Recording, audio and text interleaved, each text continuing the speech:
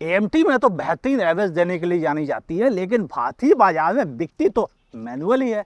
फिर मैनुअल चलाने में कैसी है, क्या इसमें वाइब्रेशन है, क्या इसमें फ्यूल एफिशिएंसी उतनी मिल पाती है या नहीं, ये भी जानते हैं। सेफ्टी अब कैसी रह गई है, इसी वीडियो के साथ मैं हूं आपका होस्ट अमित और आप देख रहे हैं आस कार गुरु।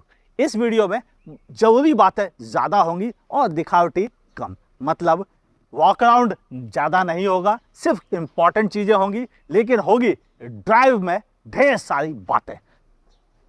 हेडलाइट एलईडी हेडलाइट डीआरएल के साथ में है, नीचे आपको फॉग लैंप मिल जाते हैं, ग्रिल नई ब्लैक पियानो फिनिश के साथ में है, थोड़ी कैप जैसी इसका बोनेट है जिसकी वजह से यहाँ पर हमेशा खुला खुला सा नज़र आता है।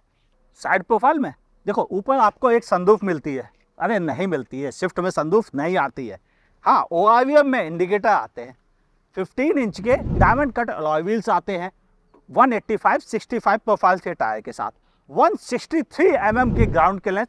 सुनने में कम लगती है लेकिन किसी भी जगह टकराती बिल्कुल भी नहीं है, यानी वो बेहतर है। और हाँ, ये दरवाजे का हैंडल थोड़ा शराफत वाली और सही जगह पे वापस आ गया है, thank you Maruti Suzuki.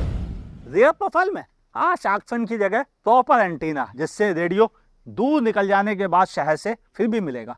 Defogger, wiper, even washer jet भी मौजूद है। स्विफ्ट की बैजिंग, इधर सुजुकी की बैजिंग, कैमरा मौजूद है, चार पार्किंग सेंसर्स दे रखे गए। मगर ये जो बम्पर है ये मुझे सबसे ज़्यादा खूबसूरत लगता है पूरी कार में, और इन टेल लैंप को लोग अच्छा कहते हैं क्योंकि इसमें हाउसिंग भी मौजूद है। नीचे टेल लैंप एक्चुअल में मौजूद है जिसमें डिफ्यूज्ड एलईडी और एलईडी बैक लैंप्स है, यानी ठीक ठीक सा है। और बूट स्पेस की अगर बात करूं तो 265 लीटर का बूट स्पेस, 3 छोटे साइज़ के सूटकेस, 2 बैग के लिए काफ़ी है, यानी एक फैमिली की ज़रूरत का सामान मिल जाता है।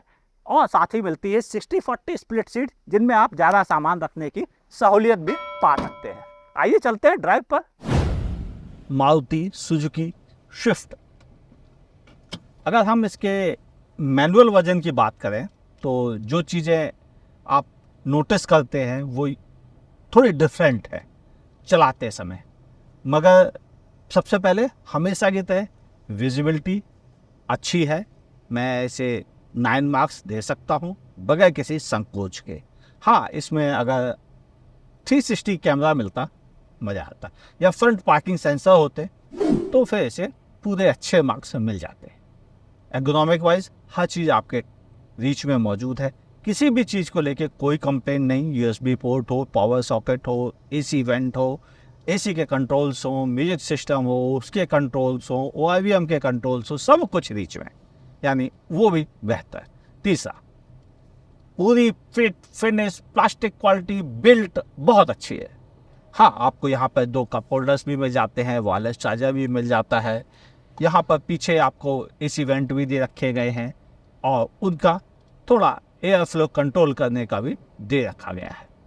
हेडरूम भी बहुत अच्छा है, आगे पीछे अच्छी जगह है, सीट्स कंफर्टेबल हैं, कुशनी हैं, बहुत ज़्यादा अच्छी बोस्टिंग है आगे की सीटों में, और पीछे की सीटों में वही मिसिंग भी है, तो ये भी एक माइनस पॉइंट है।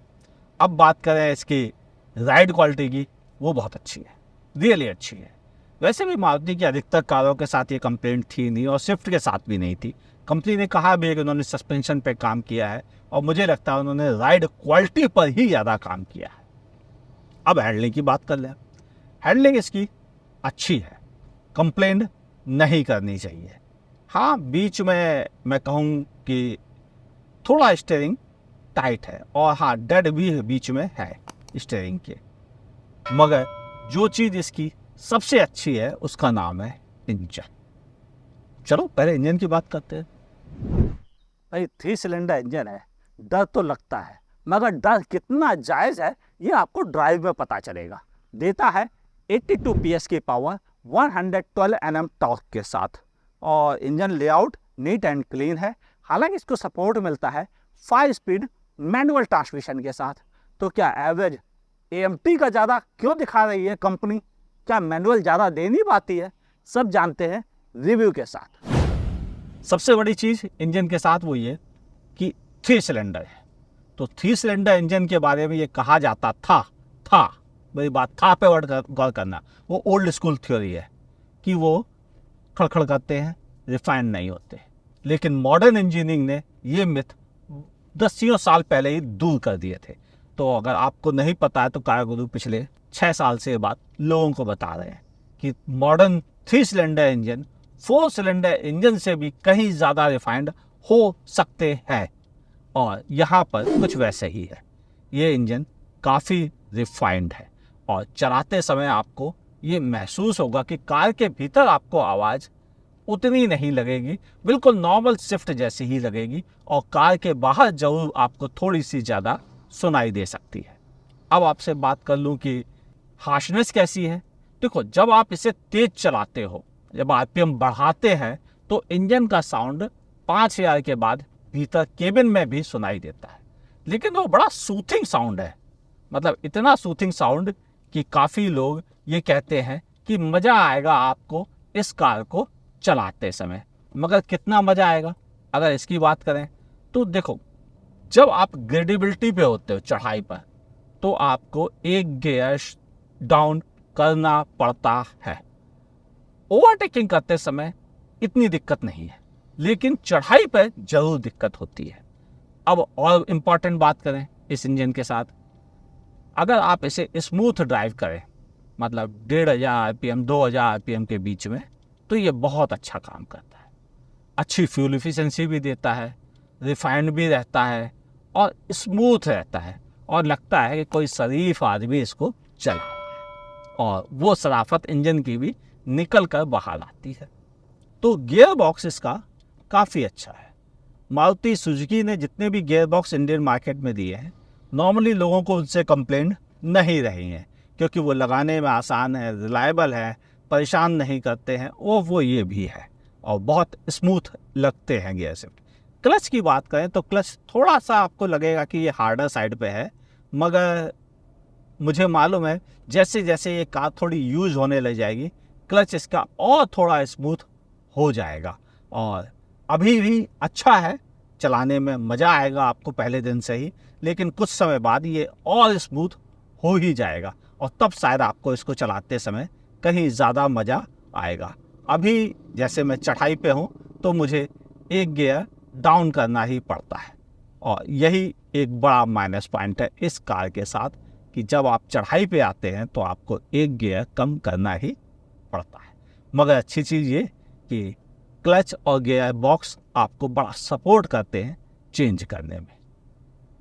सिटी ड्राइव में अगर आप इसे 5वें गियर में और 40 से लेकर 60 की स्पीड में चलते हैं तो यह आपको जैसे इस समय दे रही है एवरेज 21 की दे सकती है।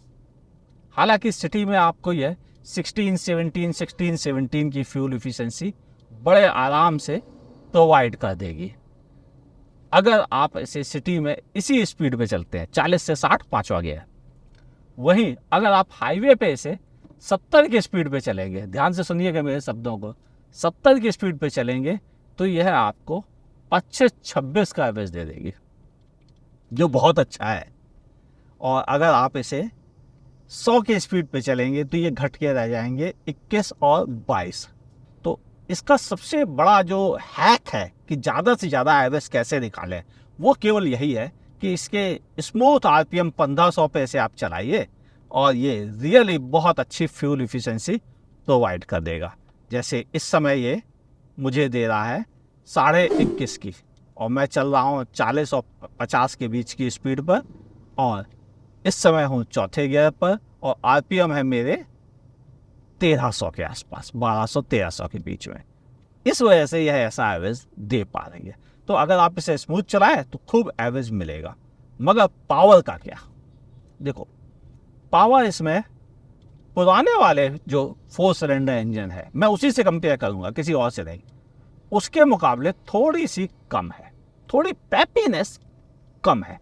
मतलब ये इंजन कुछ काम है, कंपोज है, ये ऐसा नहीं कि एकदम से अग्रेसिव ड्राइव करने वालों को मजा दे। लेकिन ऐसा भी नहीं है कि आपको ओवरटेकिंग वगैरह में प्रॉब्लम आए और आप तेज़ चलना चाहे तो तेज़ नहीं चल सकते, ऐसी इसमें कोई समस्या नहीं है। यानी इसे आप अच्छा खासा तेज़ चला सकते हैं। मैं इस समय ड्राइव कर रहा हूँ और अगर तेज़ चलूँगा तो कैमरा हिलने लग जाएगा, आपको कुछ भी दिखाने लायक शूट नहीं हो पाएगा। इसीलिए जब भी मैं शूट करता हूँ तो नॉर्मली हमेशा स्लो और धीमे चलता हूँ, ताकि अच्छा क्वालिटी का शूट निकल के आपको मिले और आपको भी देखकर मज़ा आए। हाँ, जो मुझे कमियां लगती हैं वो कमियां केवल और केवल ये है कि इसको कंपनी ने फ्यूल इफिशिएंसी की तरफ ट्यून किया, थोड़ा परफॉर्मेंस की तरफ ट्यून करते, जिसके के लिए स्विफ्ट जानी जाती थी फर्स्ट जनरेशन में, तो मज़ा आ जाता। मगर अफसोस कंपनी ने इमिशन नॉर्म्स और फ्यूल इफिशिएंसी के लिए इसको डिज़ाइन किया है, और नतीजा ये कि जितना हाइब्रिड कारें एवरेज देती है, ये तो वैसे ही दे देती है हाईवे पर। सिटी में भले हाइब्रिड थोड़ा बेहतर परफॉर्म कर सकती है। अब आपसे बात करूं मैं इसके सेफ्टी एस्पेक्ट की। देखो, एक ऐसी चीज़ है जिसमें मैंने हर किसी को स्विफ्ट के बारे में अच्छा बोलते हुए नहीं सुना है, लेकिन उसका रीजन है इकलौती क्रैश टेस्ट रेटिंग। बाकी सेफ्टी में जैसे ब्रेक्स अच्छे हैं, हालांकि चारों डिस्क नहीं है, लेकिन फिर भी अच्छे हैं, मुझे बिल्कुल कंप्लेन नहीं नज़र आई। मैंने EMT को खूब चलाया है और इसे भी चला रहा हूँ, तो जब भी ब्रेक लगाता हूँ मुझे कॉन्फिडेंस मिलता है। दूसरी चीज़, कार में ABS, EBD, electronic stability programme, traction control, ये सारे फीचर्स इसके साथ दिए गए हैं। साथ ही आपको 6 एयरबैग एज ए स्टैंडर्ड मिलता है। अगर मॉडर्न प्रोटोकॉल के अनुसार जो नए प्रोटोकॉल है उस पर भी अगर इसको टेस्ट किया जाता है तो यह आपको अच्छी क्रैश टेस्ट रेटिंग के लायक बना देती है। अब कितना आता है वो तो क्रैश टेस्ट रेटिंग ही तय करेगी, मगर अगर इसे ईमानदारी के साथ टेस्ट किया जाए तो अच्छी रेटिंग आ सकती है। यानी सेफ्टी को लेके कंप्लेंट्स भी कम हुई है, क्योंकि इन्होंने प्लेटफॉर्म में भी हाई स्ट्रेंथ स्टील का भी इस्तेमाल किया है और बॉडी भी अब उतनी जल्दी दबती नहीं है। लेकिन उसका रीजन सीट मोटी नहीं हुई है, उसका रीजन डिजाइनिंग है। बाकी बातें करते हैं कंक्लूजन में, क्या ये महंगी है या नहीं। जब नॉर्मल पेट्रोल के साथ ही आपको इतना एवरेज मिले तो कोई हाइब्रिड के पीछे क्यों भागे। बिल्कुल शायद मारुति का यही इरादा। दूसरा, जो डर दूर हुआ लोगों का कि 3 सिलेंडर इंजन वाइब्रेशन करते हैं, नॉइज करते हैं, वो डर भी इस मारुति से अपनी स्विफ्ट से दूर कर दिया कि अच्छे से अगर बैलेंस किया जाए तो 3 सिलेंडर इंजन भी अच्छा परफॉर्म करते हैं, और वो भी बगैर नॉइज और वाइब्रेशन के। मैंने तो 6 से 7 साल पहले ही आपको बता दिए थे अपने वीडियो में कि मॉडर्न 3 सिलेंडर इंजन अब बहुत बेहतर हो गए हैं और वो किसी भी हालत में 4 सिलेंडर से कम नहीं होते हैं। मगर लोगों को ओल्ड स्कूल थ्योरी पर भरोसा था तो वो डाउट कर रहे थे। इस वीडियो से उम्मीद है उनके डाउट भी दूर हो गए होंगे। थोड़ी बहुत कमियां रह गई हैं, सेफ्टी अभी भी अनप्रूवन है, इसलिए कुछ भी कहना सही नहीं रहेगा उसके बारे में। हाँ, फीचर्स बहुत अच्छे हैं, ब्रेक्स भी काफ़ी अच्छे हैं, तो ओवरऑल मैं अच्छी स्विफ्ट के तौर पर इसे देखूंगा। आपकी क्या ओपिनियन है लिखिएगा नीचे कमेंट सेक्शन में। वीडियो पसंद आया हो तो लाइक कीजिएगा और नहीं पसंद आया हो तो डिसलाइक करने में बिल्कुल संकोच मत कीजिएगा। फेसबुक पे देखें तो मेरे पेज को लाइक और फॉलो करना ना भूलिए। यूट्यूब पे देखें तो मेरे चैनल को सब्सक्राइब कीजिए, बगल में दी हुई नोटिफिकेशन बेल दबाना ना भूलिएगा। मुलाकात होगी ऐसे ही किसी वीडियो के साथ। देखते रहिए आस्क कार गुरु।